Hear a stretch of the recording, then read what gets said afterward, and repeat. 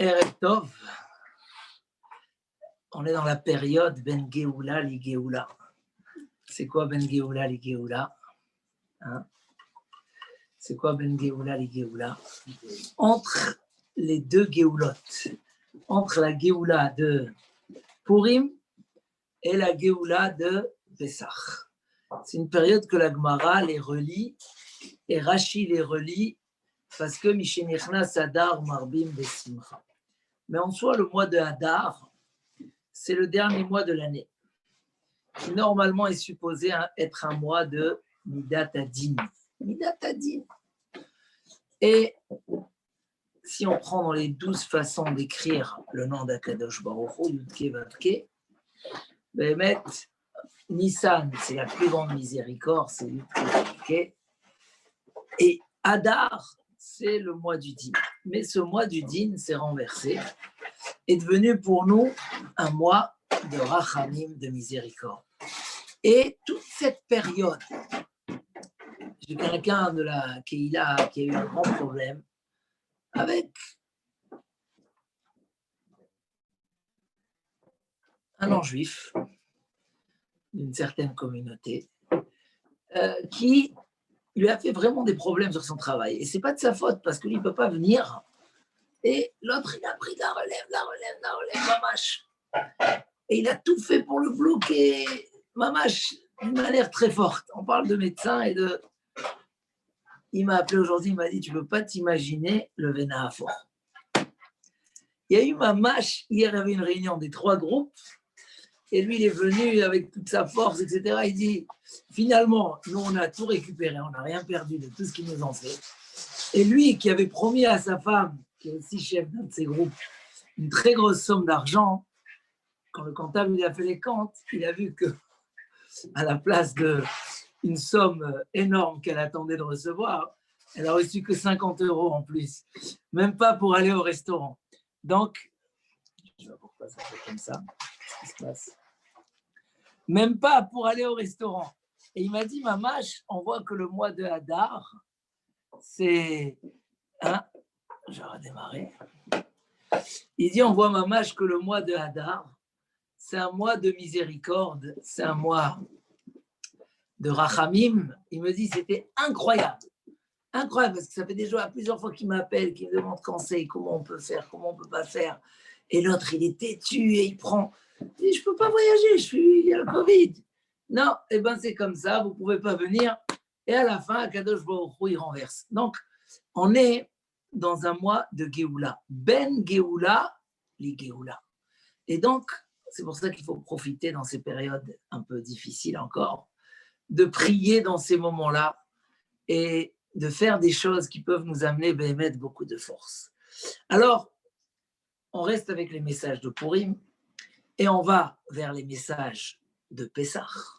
On passe des miracles secrets aux miracles dévoilés, Pessah. On passe de l'histoire de Mordechai Tzadik à l'histoire de Moshe Rabbeinu, que les deux sont venus pour délivrer et sauver le clan Israël, mais on passe par Parashat Kitissa. Parashat Kitissa, la paracha dont on parle de la faute du veau d'or. Et en même temps, on va lire la paracha de cette semaine, on va rajouter Parashat Para, la paracha de la vache rousse. Quand quelqu'un était impur, qu'est-ce qu'il faisait? On devait brûler la vache rousse et on la brûlait, on la rendait de la cendre et on aspergeait sur quelqu'un pour le purifier. Le lien entre tous ces moments-là et entre ces parachiotes de ce Shabbat, on verra tout de suite quel est le lien et quel est le message qu'on peut prendre. Alors, on va commencer par ce veau d'or qui est venu pardonner sur la vache rousse. Rashi va expliquer que l'inverse, que la vache rousse qui est venue pardonner sur le veau d'or.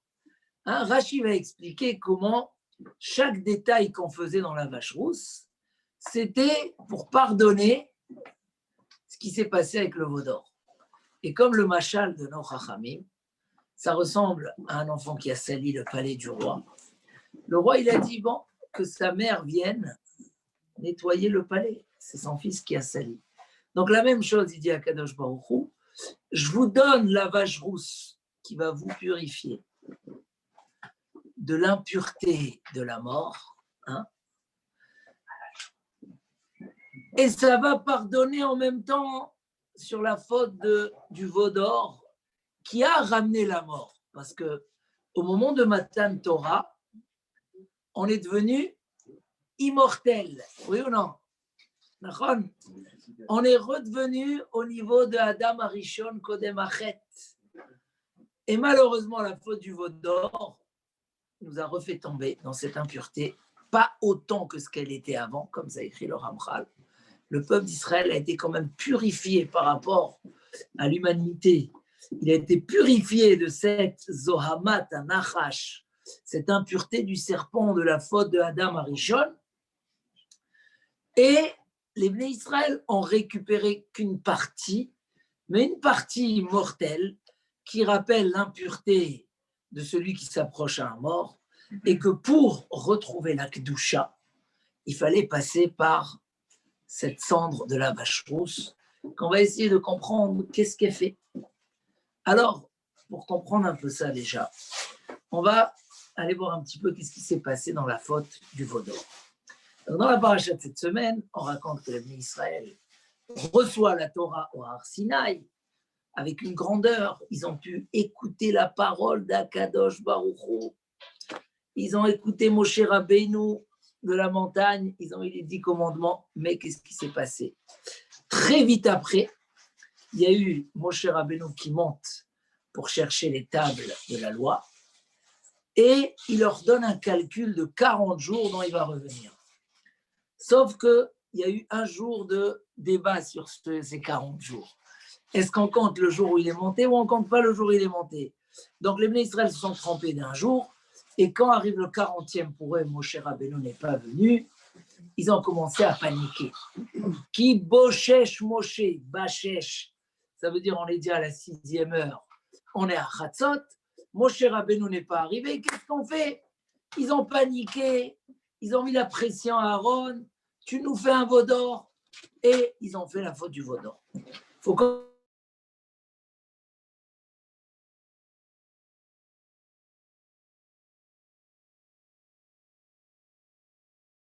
voilà, il leur a obscurci le monde, tout noir, des nuages, et il leur a montré des anges qui portent Moshe Rabbeinu un cercueil comme ça dans le ciel, et il leur a dit, écoutez, Moshe Rabbeinu qui vous a fait sortir d'Égypte est mort.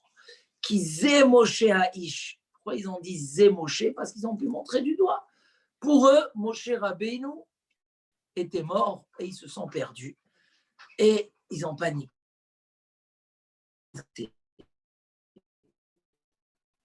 Et la Torah remercie en disant Saru Maher Minaderech Asher Tzivitim. Ils se sont empressés, ils ont dévié, mais vite. Comment ça se fait que aussi vite, après des si grands moments, ils ont dévié? C'est connu la question de Rav Chaim Shmulevitz. Il dit, mais le Yetzer Hara, il ne peut pas nous faire fauter d'un coup. Car Darko Shel Yetzer Hara, il dit la Gemara, puisqu'il ne peut pas nous faire fauter d'un coup, donc il va doucement, progressivement.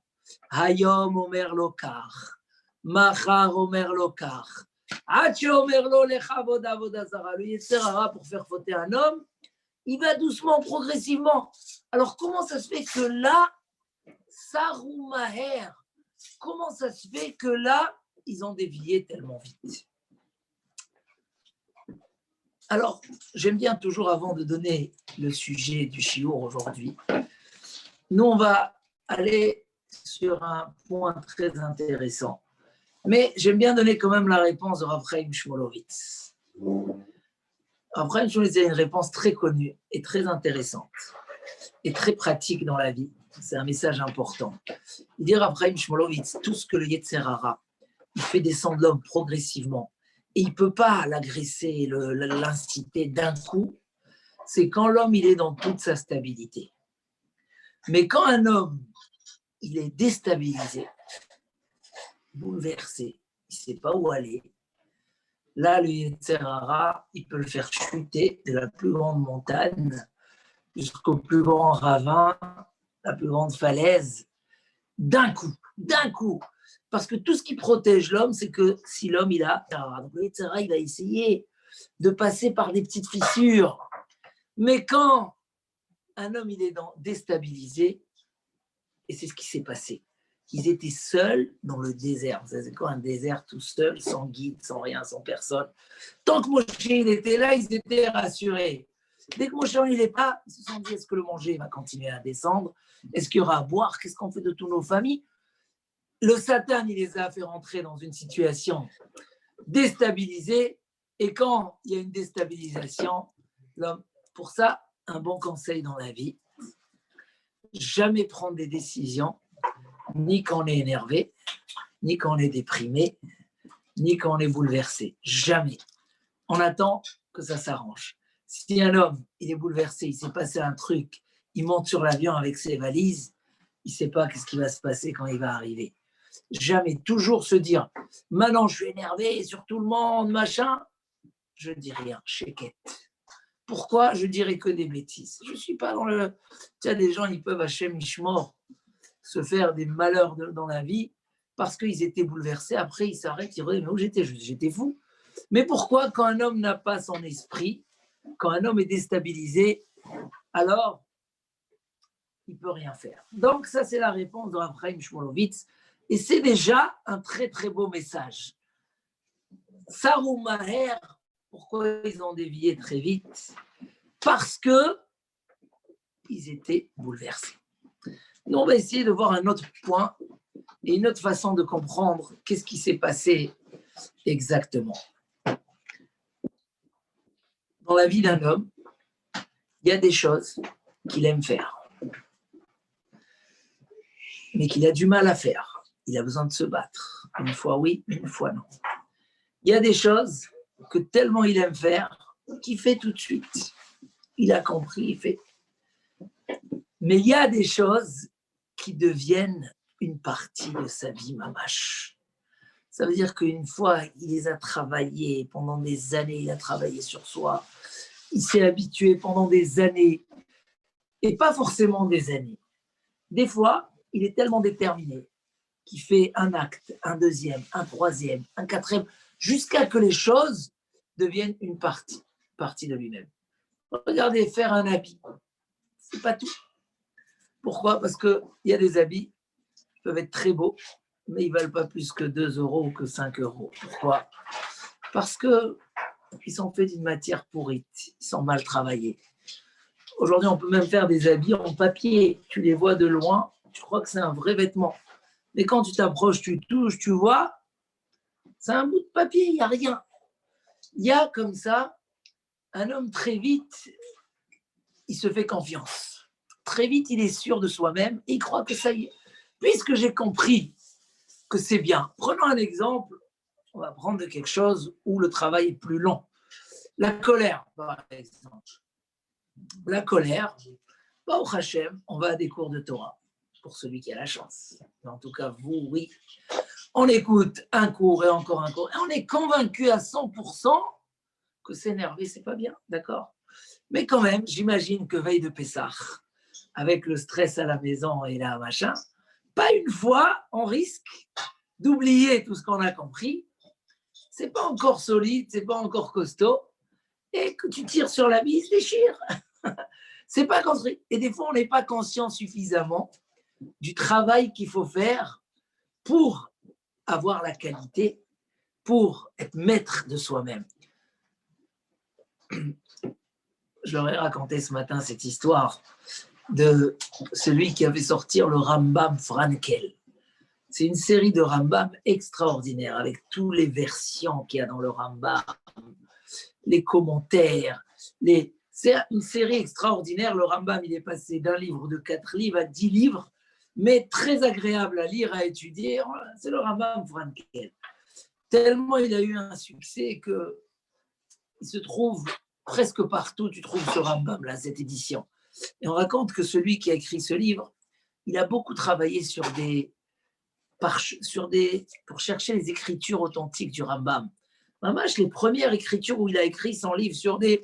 Et donc, il a fait des démarches et il a trouvé. Et un jour, il a entendu qu'en Égypte, il y a une version du Rambam écrit de main propre qu'il peut y avoir là-bas des petites...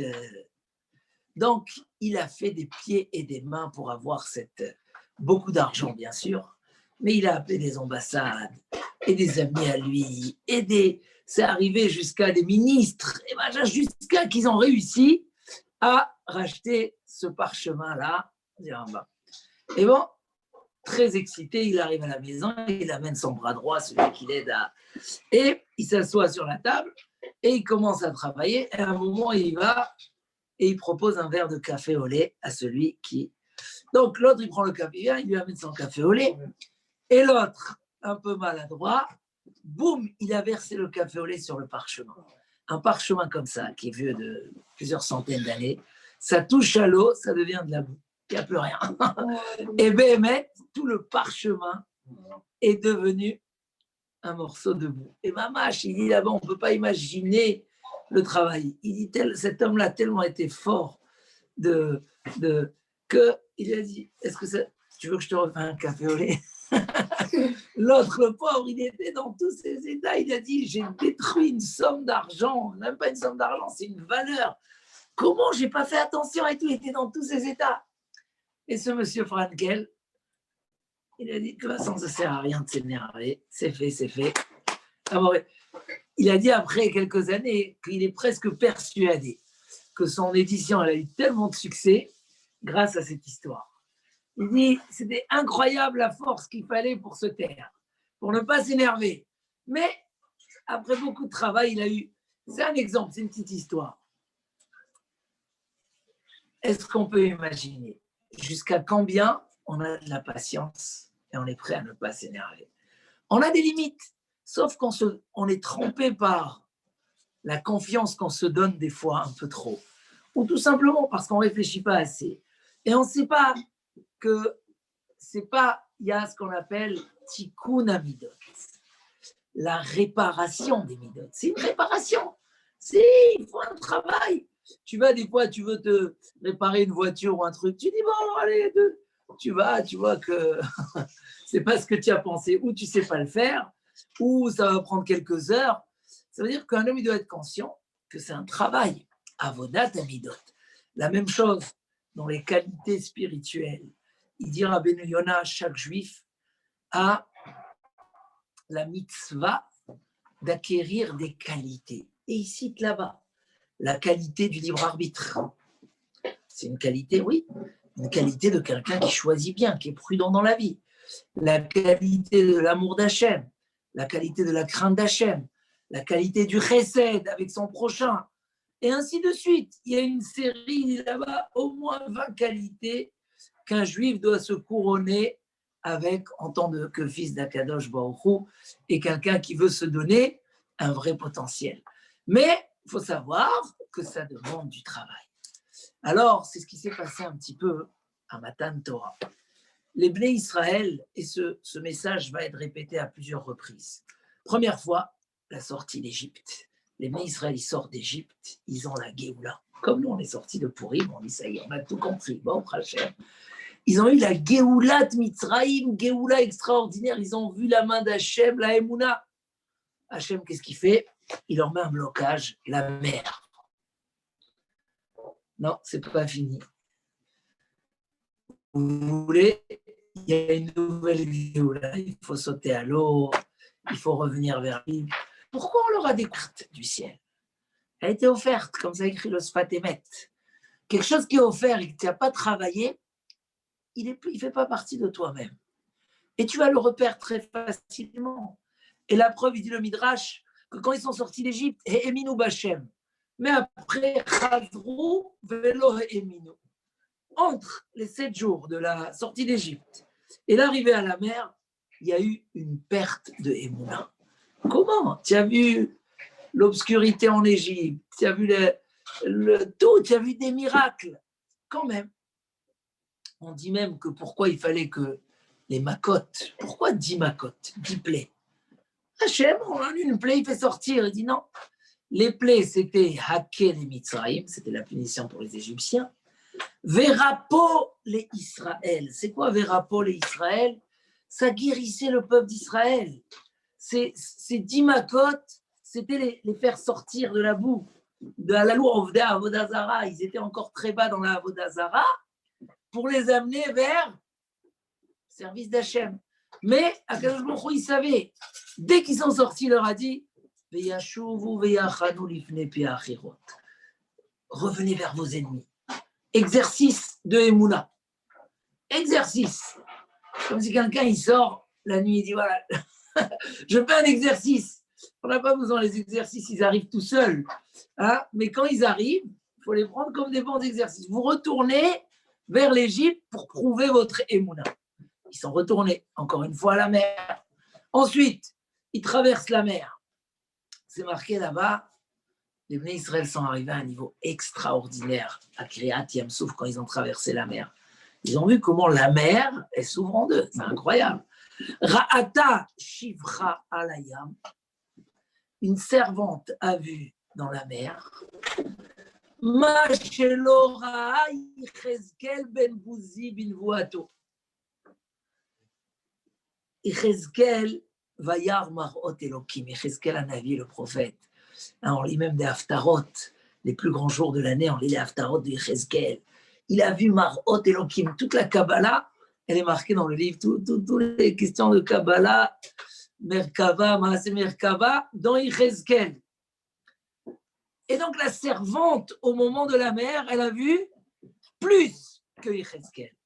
Ils disent les Baalei Moussar, mais malgré tout, la servante est restée servante. Elle n'est pas devenue Yechezkel, elle est loin de lui. Pourquoi? Parce que c'était un cadeau. On t'a donné un cadeau, elle a vu, elle a compris. Peut-être que 2 jours après, elle est descendue de niveau, elle s'est contredite. La servante est restée servante. Pourquoi? Une qualité, un caractère positif, ça se travaille. Il y a un travail quotidien. Il dit le Rambam, un homme, il peut réparer ses midotes ou pas? Un homme, oui. Un animal, non.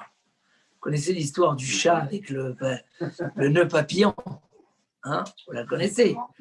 Ou le Rambam, il a eu la discussion avec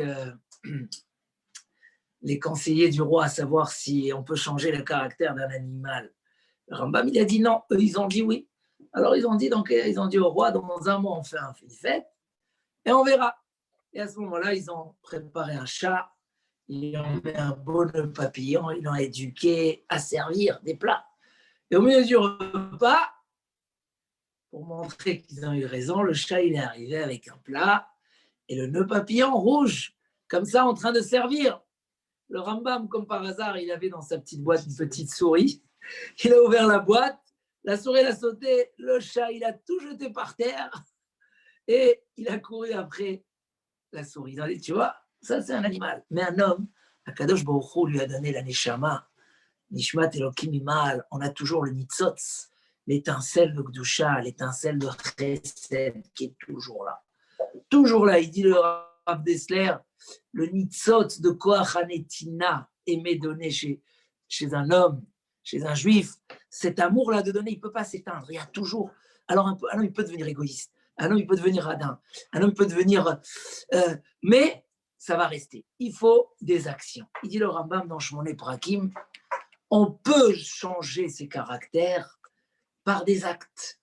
Rav Israël Salanter, il dit qu'en étudiant du Moussar, si un homme, il répète les messages, il les répète, il les intériorise, il les analyse, il essaye de parler à son teva, hein, de se parler à soi-même en répétant, avec la répétition des Mahamaré Moussar, de ce que nos Chachamim ils ont appris. Le Messiah Yesharim, il rajoute, étudier les halachot qui parlent de ce sujet-là. Tu apprends, tu vois que, voilà, on n'a pas le droit de faire ci. Toutes ces choses-là touchent la conscience, touchent la nature de l'homme, et l'homme peut travailler. Donc la servante, elle est restée servante. Et là, on arrive à Matan Torah, et Akadosh Baruch Hu nous dit, Saru maher mina derech. Ils ont dévié très vite du chemin. Mazé, comment? On a la question, mais comment ils ont dévié vite? Alors, il ramène ici le Midrash. Amar Rabbi Shimon Bar Yochai. Combien de temps ça leur a pris pour dévier? Yud Aleph Yom Hayu Ima Kadosh Baruch. 11 jours, ils sont restés fidèles. Après, pendant 29 jours, Rabbi Eliezer, Rabbi Dabarela, il dit, un jour, ils étaient avec Akadosh Baruch. Le jour de Matan Torah, le lendemain, direct. C'est comme des fois Kippour, alors il arrive à des niveaux, ou Pourim, des niveaux extraordinaires. Mais c'est terminé, il retourne à la vie, il a oublié, comme s'il n'y a rien eu. C'est un jour. Et il y a Rabbi Eliezer qui va y dire encore plus. Non, même au moment où ils ont dit dans Naaseh Venishma, leur cœur n'était pas à 100% là, ils l'ont dit, mais ils étaient encore un petit peu ailleurs. Alors, c'est quoi le message de ça? Le message, il est justement, c'est que construire quelque chose, c'est le construire d'une manière très, très forte. Et Am Israël, dans son histoire, il est dans voilà, il faut faire attention de ne pas, il y a un qui parle de la bouche, mais que déjà dans le cœur, il n'est pas entier dans ce qu'il parle. C'est pas piv velibo chavin. Des fois, on est d'accord sur quelque chose, on comprend quelque chose, mais ça ne veut pas dire qu'on passera à l'action. Des fois, on l'a même pas. On l'a au moment du chiour et ça s'arrête. Des fois, on peut l'emporter avec nous pendant un moment. Mais des fois, ça peut se trahir. Et ça va beaucoup, beaucoup plus loin avec nous. Il dit ici, celui qui a félicité le clan d'Israël dans toute sa grandeur. Qui c'est qui a félicité le clan d'Israël? Hein? Qui c'est qui a fait? Bilam. Bilam, il a félicité le clan d'Israël, il a dit comme ça. Le tout début, quand il commence. Kimerosh Surim Erenu. Car je le vois depuis le attaché à des très grands rochers, ce peuple-là. Ou mikvaot ashurenu. Il dit Rashi là-bas. Ani mistakel bereshitam. Quand je vois le début de l'histoire du clan d'Israël. Ou bitrilat shorshehem. Et quand je vois le racine. Ani roeotam meyusadim vachazakim. Je les vois fondés, je les vois forts. Ketsurim ou gvaot. Comme des rochers et comme des montagnes. C'est, voilà, c'est la grandeur du clan d'Israël. Avram Avinu le premier, quand il a été testé, hein, on a ramené ça plusieurs fois, jeté dans le feu pour voir s'il va tenir à sa parole. Les anges qui disent Imchomahi, est-ce qu'il est comme une muraille? Imdelethi, est-ce qu'il est comme une porte? Kadosh Baruch Hu voulait construire son peuple sur quelque chose de solide qui va durer jusqu'à la fin des temps. Et qu'est-ce qu'il dit à Kadosh Baruch Hu? Qu'est-ce qu'il dit à Abraham Avinu? Ani choma veshadai kamigdalot. Je suis comme une muraille et mes enfants comme des tours. Azaiti be'enav kemotzet shalom. Là, c'est un signe de perfection. Donc, avoir cette conscience qu'il y a un chemin de travail, il y a une façon de travailler, il y a une façon d'évoluer, mais alta min be'atzmecha adiomotra. Ne crois pas en toi-même jusqu'à la fin de la vie. Parce que Yochanan Cohen Gadol, 80 ans il était dans la Keuna, et quand même après il a dévié, il est devenu Tzedoki. Il est devenu Tzedoki, il est devenu. Pourquoi? Ne crois pas. Ça veut dire le Yetzer Hara est toujours là, le travail est toujours là. Mais des fois, ça n'a même pas commencé. Sarou Maher, et dit la Torah, c'est vrai qu'Am Israël est arrivé à un très haut niveau. Et c'est dans son mérite. Mais il fallait encore un long travail.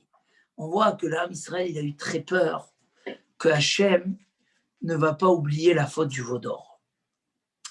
Et Akadosh Baruch Hu lui a dit non. La faute du veau d'or, je vais l'oublier. Mais le Mahamad Arsinaï, je ne vais jamais l'oublier.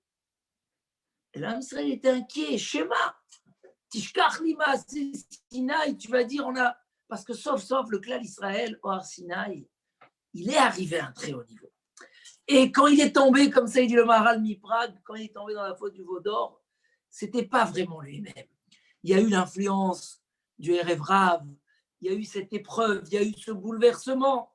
Ça nous apprend quand même que même un très haut niveau, il a besoin d'être renforcé. Même un très haut niveau, il faut continuer à le travailler.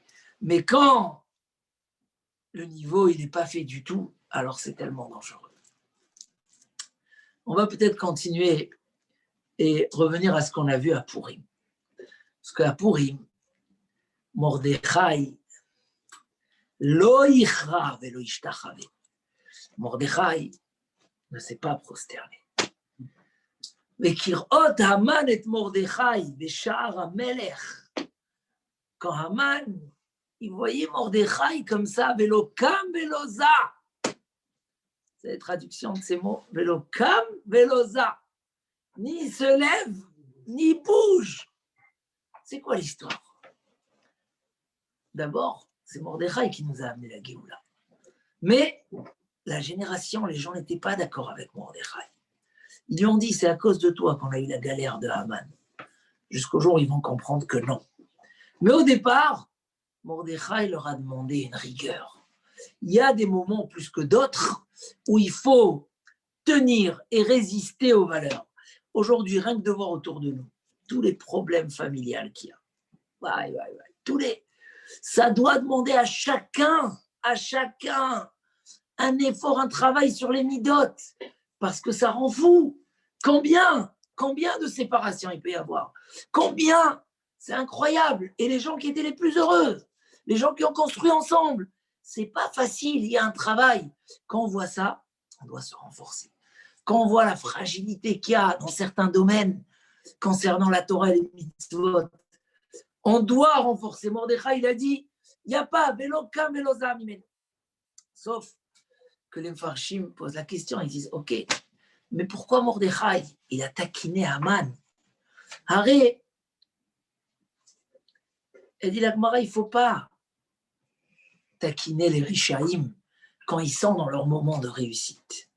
Et apparemment, dans le Midrash, même quand Mordechai pouvait prendre une autre route, il préférait quand même aller dans cette route-là, où il y avait Haman, et lui montrer qu'il ne va pas se prosterner. Il y a même un Midrash qui dit qu'il lui montrait le contrat. Tu es mon esclave, toi, Haman. Je t'ai acheté en tant qu'esclave dans la guerre, quand tu n'avais rien à manger. C'est quoi l'histoire? Pourquoi Mordechai trouvait? Alors bien sûr, pour renforcer la génération. Mais comment il s'est permis une chose pareille? Oui, il y a un avis dans la Gemara qu'on peut se positionner. Mais il dit en fait, Rav Dessler, il y a deux chemins. Comment atteindre l'objectif, arriver dans la Avodat Hashem.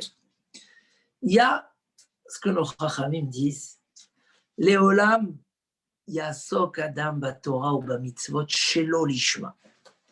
Un homme peut faire la Torah et les mitzvot. C'est quoi Shelo Lishma? Pas les Shem Shamaim, pour un intérêt. Je fais pour un intérêt. Souvent, les gens sont très friands de ça, de dire ah, tu vas faire une mitzvah, tu auras des brachot. Ils disent non, moi je ne veux pas pour les brachot, je veux faire une mitzvah. Va au Bet HaKnesset le matin tôt et tu auras. Les gens disent non, ou je fais pour les Shem Shamaim, ou je ne fais pas. C'est pas vrai, nos Chachamim disent qu'un homme doit commencer et servir à Kadosh Baruch Hu, Shelo Lishma, même au début avec intérêt, avec l'intention d'arriver au Lishma. Après, on arrivera complètement les Shem Shamaim. Avraham Ivalogini dit que c'est pas si tu n'y arrives pas, alors passe par le Shelo Lishma. Non, c'est comme une échelle. Tu ne peux pas arriver aux échelons les plus élevés sans passer par les échelons les plus bas. Donc, tu dois d'abord, un homme qui veut, c'est quoi Shelo Lishma? C'est quoi Shelo Lishma? On fait un shiur ce soir et il est où Abraham? Je ne sais pas où il est parti. Mais voilà, il nous gâte avec des... Bon, Hachem, toutes sortes de choses sympathiques. On a besoin de ça pour être shiur, on n'a pas besoin de ça. Réfléchissant, on n'a pas besoin. Mais c'est vrai que ça va motiver. Ça va motiver quand un homme il sait qu'il y a des choses sympathiques. Un homme, il doit comprendre que des fois, il a du mal à grimper. Il a besoin de se convaincre par des choses matérielles. Se motiver par des choses matérielles. Quand on dit que la colère, réparer la colère, c'est un très beau travail qui mérite beaucoup de récompenses spirituelles. Mais des fois, il suffit de réfléchir, ce qu'on appelait chez nous, milé de alma. Des fois, il suffit de faire 1 plus 1, et tu vois que même pour ton intérêt personnel, il vaut mieux ne pas t'énerver. Ça te fait du bien avant de parler de la mitzvah. Milé de alma, un homme qui travaille sa colère, un homme qui travaille son orgueil, un homme qui travaille sa paresse, tout l'intérêt, il est pour lui d'abord. Un homme qu'avant de s'énerver ou de se disputer, il va discuter avec l'autre. C'est tout pour son intérêt. Des fois, à la place d'avoir une dispute qui va durer, et un associé avec qui tu ne peux pas parler, et de la famille avec qui tu ne peux plus rencontrer, plutôt que ça, rabaisse un petit peu la gave. Tu discutes gentiment, et c'est toi qui sors le gagnant. Tu as évité des histoires. Donc, au-delà de la mitzvah et du devoir qu'on a, on peut se convaincre. C'est ce qu'on appelle dans la Gemara, elle dit on a un cœur ou on a 2 cœurs. Alors, elle dit la Gemara, avec tes 2 yetzer, tu sers à Kadosh Baruch Hu avec le yetzer atov et avec le yetzer hara. Comment on sert à Kadosh Baruch Hu avec le yetzer hara? On utilise le yetzer hara pour le yetzer atov. Quel plus beau yetzer hara de se lever tôt le matin. Tu gagnes du temps, tu es libre, tu peux aller, si tu veux même, tu peux aller faire ton sport. Après, c'est un yetzer hara, mais tu ne le fais pas pour le yetzer hara. Tu utilises le yetzer hara pour le yetzer atov. Quand tu as envie de t'énerver, tu te retiens.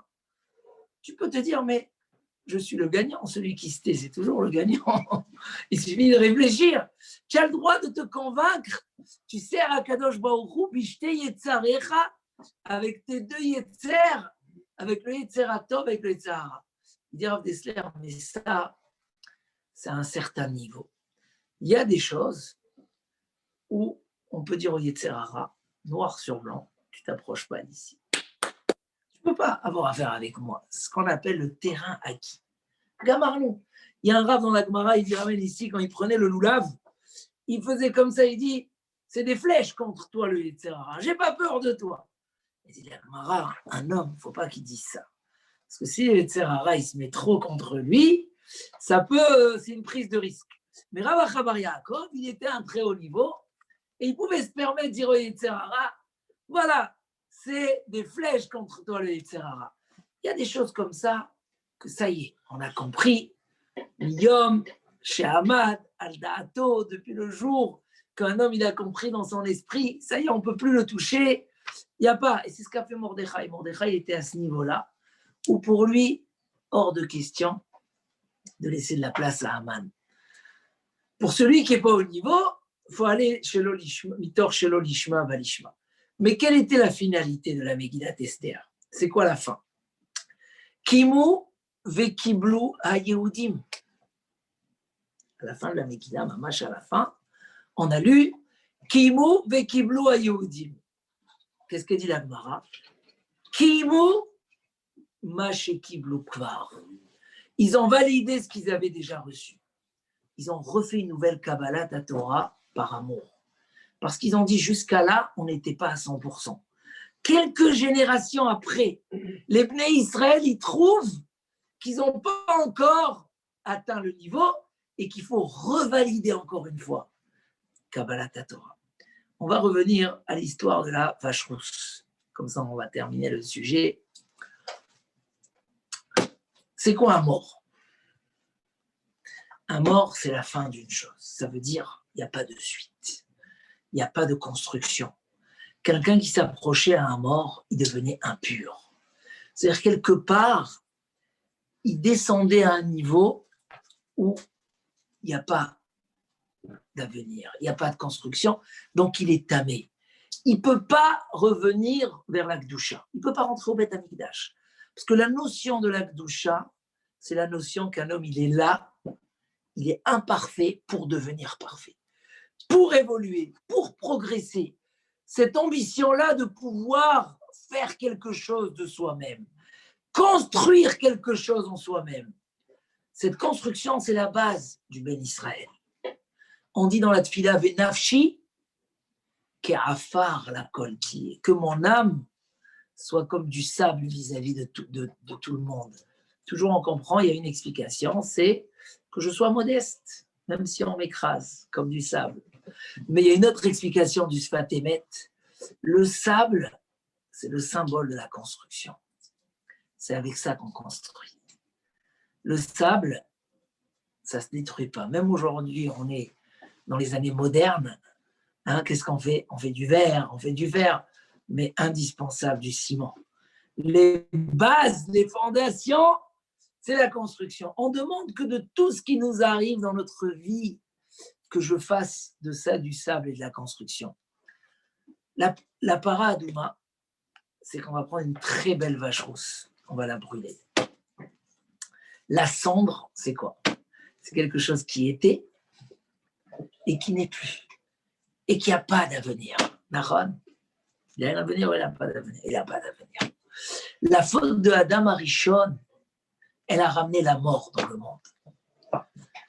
Parce que le Yetzer Hara, le serpent, c'est la mort. On a appris que Motzei Shabbat, quand Adam Arishon, il y a eu une coupure de lumière dans le monde. Il n'y avait plus de lumière.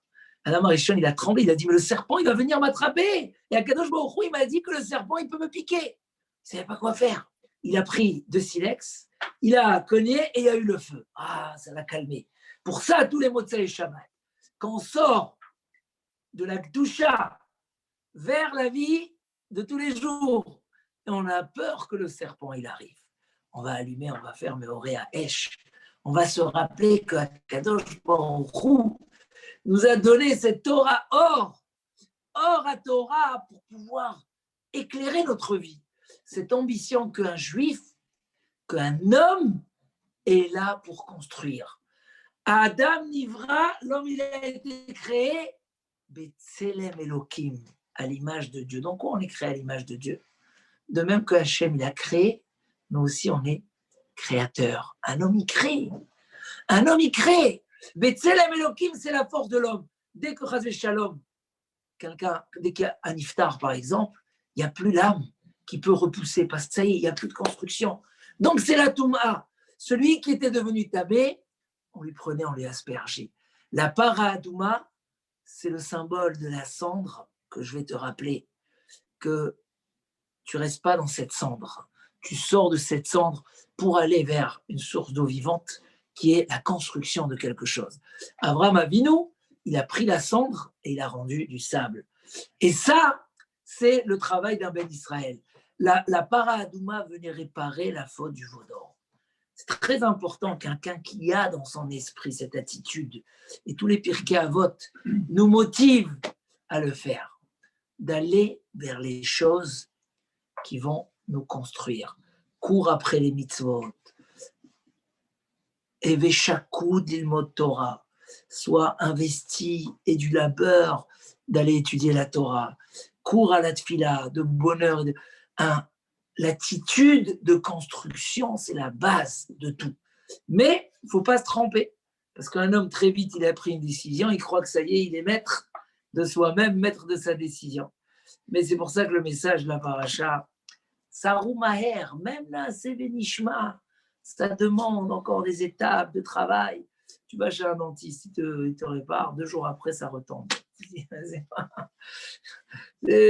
J'ai passé tellement du temps, j'ai souffert. Non, il faut qu'ils mettent des clous qui collent et qui collent très fort. Et là, ça peut durer très longtemps. Un homme, il vient faire de la peinture, là, ils font les travaux. Et ils refont. J'ai dit, mais c'est lisse le mur. Il dit, non.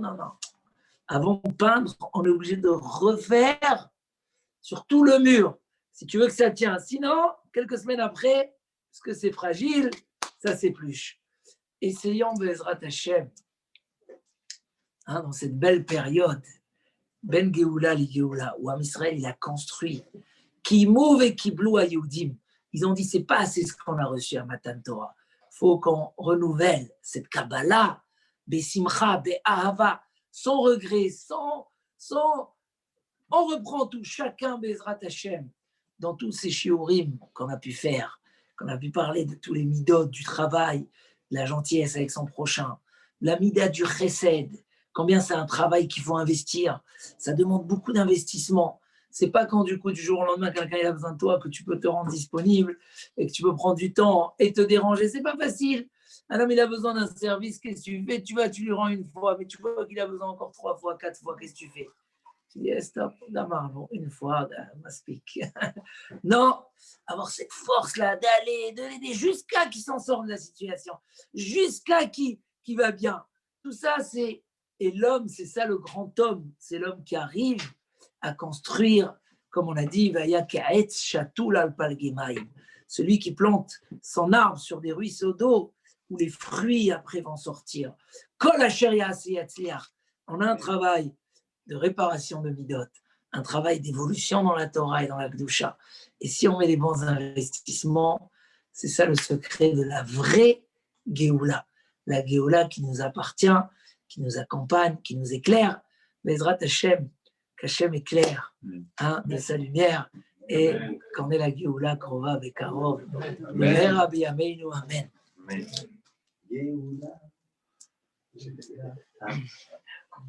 Est-ce que vous voyez